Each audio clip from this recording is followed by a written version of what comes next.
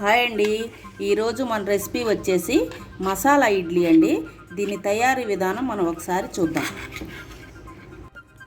ముందుగా ఇది ఇడ్లీ పిండి అండి. 1 గ్లాసు మినపగుళ్ళు, 2 గ్లాసులు రవ్వ వేసి నేను రుబ్బుకున్నాను. దీంట్లోకి కావాల్సిన పదార్థాలు ఇదిగో చూడండి. ఇప్పుడు ఒకటొకటిగా వేద్దాము. ఫస్ట్ టమాటా వేద్దామండి. ఇది చిన్న సైజు టమాటా ఒకటి, ఇదిగోండి. కొంచెం క్యారెట్, ఒక 2 పచ్చిమిర్చి, కొంచెం కొత్తిమీర, ఇదిగోండి అల్లం తరుగు కొద్దిగా, కొంచెం కరివేపాకు,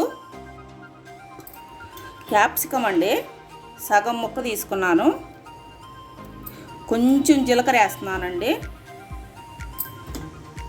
చిటికెడు పసుపు వేస్తున్నానండి ఏసీ అయినట్టు. ఇప్పుడు ఈ మొత్తం మనం ఒకసారి కలుపుకుందామండి. ఇది మసాలా ఇడ్లీ చాలా టేస్ట్ ఉంటుంది. దీనికి రేకులకి నేను కొంచెం ఆయిల్ పూసానండి, ఇడ్లీ అంటుకోకుండా ఉంటుందని. ఇప్పుడు పెడుతున్నాను.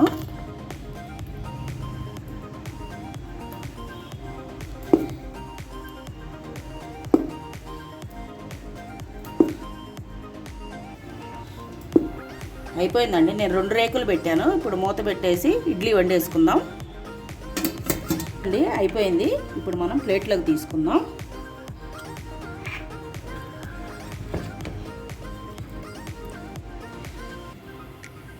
చూసారండి, రేక్ కత్తుక్కోకుండా వస్తుంది మనం ఆయిల్ రాసుకుంటే. మీరు కావాలంటే నెయ్యి కూడా రాసుకోవచ్చండి. ఇడ్లీ చూసారా ఎలా కనిపిస్తుందో, మన మసాలా ఇడ్లీ. చాలామంది చాలా రకాలుగా చేసుకుంటారండి. మేము మా ఇంట్లో ఎప్పుడన్నా తినాలంటే మేము ఇలా చేసుకుంటామండి. మీరు కూడా సేమ్ ఒకసారి ట్రై చేయండి.